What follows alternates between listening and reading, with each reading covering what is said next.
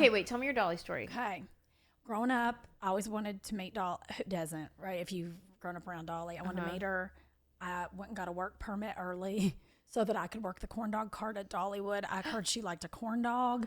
I was like, I'm going to go. Mapped it out. Girl, I had this life vision planned for me because I love her so much. I mean, she's the reason that I believed I could. I might cry several times telling this story because it's really. I love this. I looked at her because I'm from a coal mine in town in the deep heart of Appalachia. Like people, when they think of Kentucky, they usually think the Derby or a bigger city. My town just got like the permissions to serve liquor in 2020. Like it's the deep, deep, deep South. Okay. So I would see Dolly and think, man, I can do this. Like Dolly's doing it, I can do it. And I love the glamour and the nails and the lashes and her heart. And so I thought, okay, you don't have to go and be some hateful cow. You can be Dolly. Yeah. Right? Well, my whole life I'd plotted all the ways I'm going to meet her. And every time it was just like, oh, she was just here. You just missed her. And I didn't get hired to work the corn dog cart. It's sad, but true. Oh. I lived too far away there for worried I wouldn't make my shift. I was like, but Dolly. Okay, so, and I grew up going, okay, I can make this happen. Cut to 2017. I'm out here, and I know, like you, maybe in this business you haven't had as much as me, but I've had moments where I go, I want to quit this business. Yeah. I'm going to move back to Kentucky. Wow. Yeah. My family's in the funeral business. I was like, I can work at the funeral home. We got to talk about that too, but finish this. Done. So I was like, I can put makeup on people. I can put lashes, by the way, on a dead person, no problem. But myself, no. I struggle too much. It's fine. We're back. So I was having that day. So it's September of 2017. And I'm feeling so bad about myself where I'm like, okay, I'm going to quit this business. Like I'm done. This is a pack it up. And I got on my knees, which I pray often, but it's rare that I truly drop to my knees. And I got to my knees, and I was like, God. And the Father, Son, Holy Dolly. All the things. And I said, you need to give me a clear and unmistakable sign, one I can't talk myself out of. And I was like, please. And I was supposed to go that night. It was Emmy weekend. It's a big deal here in Los Angeles during the Emmys if you can go to the events and do the things. And I won an Emmy back in 2009 for my Little B makeover show on Clean House. So I actually get invited to this crap. I don't have to fake my way in. Yes. So I got invited to this Women in whatever it is event by Variety, Women in Hollywood event. Great. And I was like, I'm not going. I feel like garbage. I'm not going. And my favorite BFF gay, Snarky Josh, calls me and goes, oh, we're going, heifer. You're putting a face on, getting a lash on, and we're going. I was like, I can't put a lash on. He's like, I'll come over and lay it myself. And so I got myself together. I sacked myself up in a dress and a spank and everything. And I was like, oh. And it was at Gracias Madre, which is this vegan, I love that place. It's a vegan Spanish restaurant here. Is it Mexican or Spanish? I don't know. Forgive me for not going. Amazing Latin food.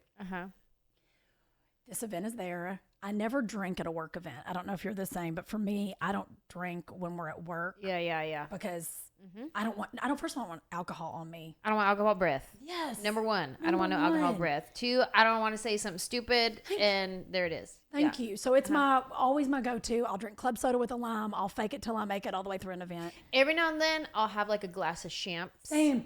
That's it. Just a little... Same. If there's a toast, if it's slightly celebratory, that's me. So that's my go-to. I was having such a night. Sweet friend Josh, gay BFF, goes, as soon as the server walks by, grabbed 2 skinny margaritas off a tray pass situation and goes, you need these. You are bumming me out. And I was like, what? He goes, seriously, I know your rule, but drink these. So I sucked one down, a lot of ice, like nobody's business. Yeah. And I've had the second one in my hand, and I put my purse and my phone down, and I'm sitting there just tacky as all can be, going, like just sucking it down, having a pity party. And right then, you know when you think you see something, I look out the corner of my eye, and I see what looks like the top of Dolly's head, just and we're at this event early, because I thought if we go early, I can leave early. I felt so bad. Sure. And I look over, and at Gracias Madre, there's this like built-in, we're in the outdoor area. It's just dusk. It's a beautiful hour. It's gorgeous LA weather out. And there she is. She just, no handlers, nobody with her, nobody, just Dolly. And she goes over and sits on this banquette against the wall. And I'm like, that's Dolly Parton. And it dawns on me that I was like, that's my sign, right? In my head, Not the day you say a prayer to the Lord. Thank you. On my knees and said, please, clear and unmistakable that I need to keep doing what I'm doing. And she goes by, and I thought, oh my God, give me the children. So I think that's it. Right then, before I can do anything, gay BFF takes the drink, puts it down, and goes, here, throws an Altoid in my, like literally almost choked on it, pops an Altoid in my mouth and goes, come on, it's Dolly, it's go time. And I'm like, what? And I'm shaking because I'm like, I can't walk up to Dolly. Like before I can even do anything, I'm already en route to her. The next thing I'm about to tell you happens in 90 seconds, but for me, it felt like 2 hours. Sure. We walk up, and Josh, who used to be one of the heads of PR at Warner Brothers, can speak to anybody about anything at any time. Knows the job. Yes. Walks right up and goes, Miss Parton, I'm so sorry to bother you. He goes, but I just want to let you know, I look at you as my fairy godmother because we have the same birthday. Okay. Which he's not lying. It's Broke true. the ice. Uh-huh. Yeah. And she goes, well, honey, I am. Puts her hand out, butterfly ring and all. I'm like, and look, I'm shaking telling the story because this day, every time I talk about it, I'm right there. And she goes, well, you know I am. And he goes, I felt that in my heart. I don't know what's happening. And I'm standing behind there going, what's happening?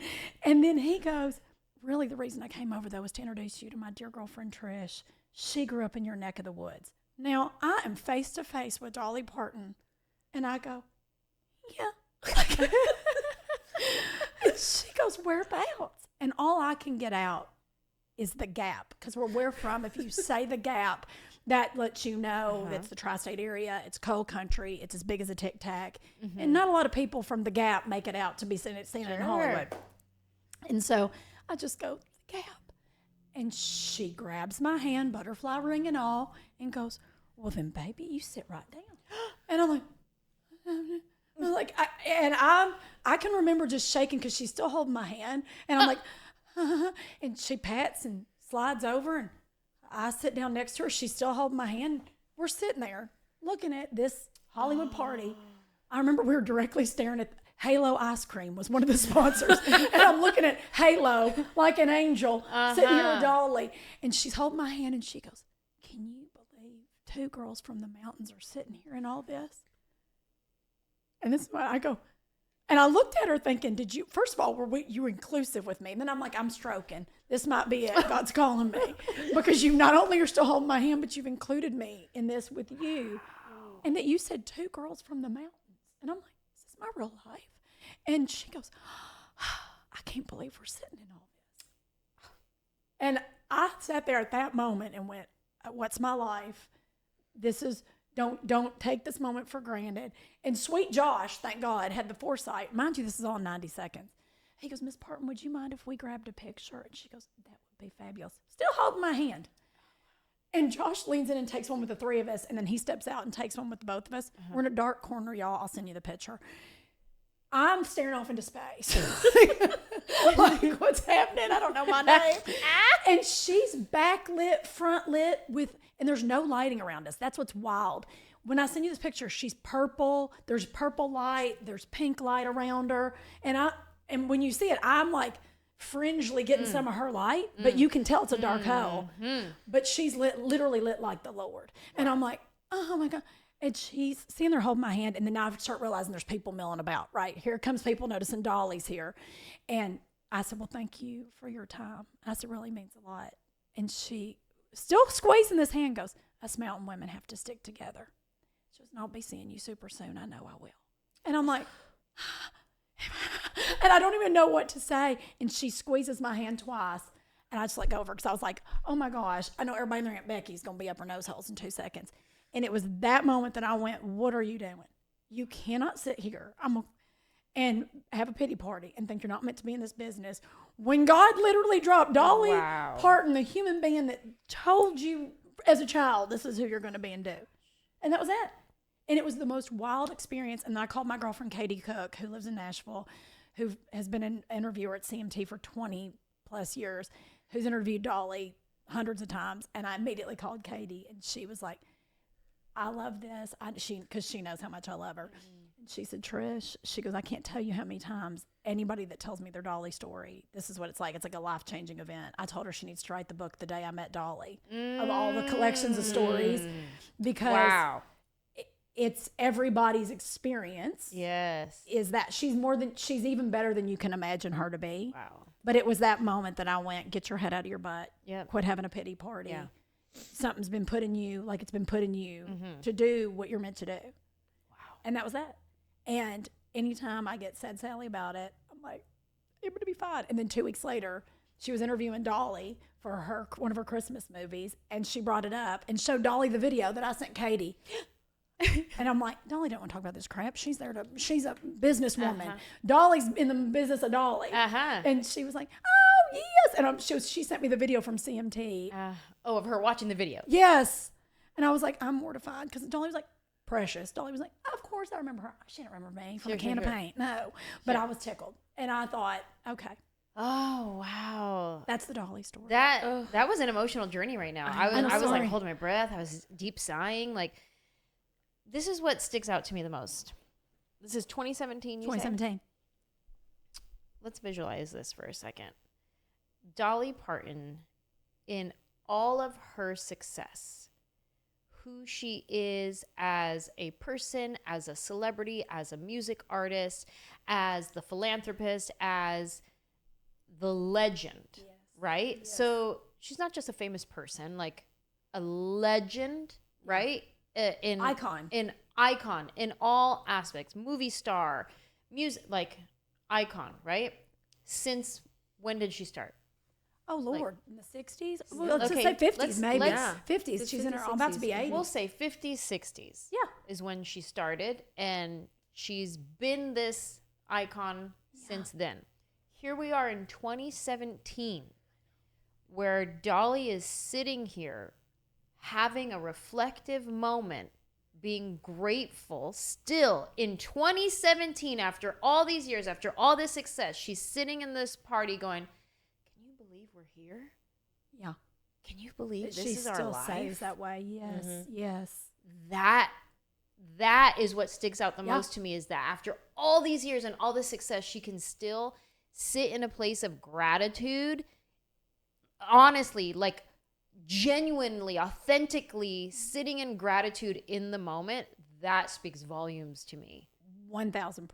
That was at the time, like when I was able to step back from it, because I was like, did I hear it? Thank God I had a friend there, because I was like, I think I made this whole thing up. It was a fever dream. Like, in my mind, the words didn't come out. And he goes, no, she actually did say, can you believe us, us girls from the mountains are sitting in all this. And that's when what you're saying dawned on me too. Her level of gratitude and inclusion, that she's never at a place that she's above, better than. She was looking at me saying, yeah, well, we're just the same thing. We're the same. Look at us. Look at us. And I thought, what an amazing human to have that level of humility, humble, lovely. She's not a dipstick. She knows exactly who she is. But that level of gratitude that moves everything about her forward. I changed everything that day. That was the day I started next morning, I started a gratitude journal that I do every single morning. I love that. And even what you were saying about the lighting and her around the lighting, like, I fully believe in energy. Me too. And that's this whole premise of this podcast, is gratitude and raising our vibration, these lower frequencies of, anxiety, bitterness, anger, resentment, unforgiveness. This is like, when you sit in this lower frequency, and that's what you attract, is this lower kind of dark energy. And then the more you raise your frequency and your energy with gratitude and love and joy, and you operate out of this space, it's like a brighter color, it's warmth. It vibrates differently. I feel like you captured that on camera, like, totally. With all those colors. Like, she can't help but her actual energy aura is beautiful and light and lovely. Totally. And you can't dim it.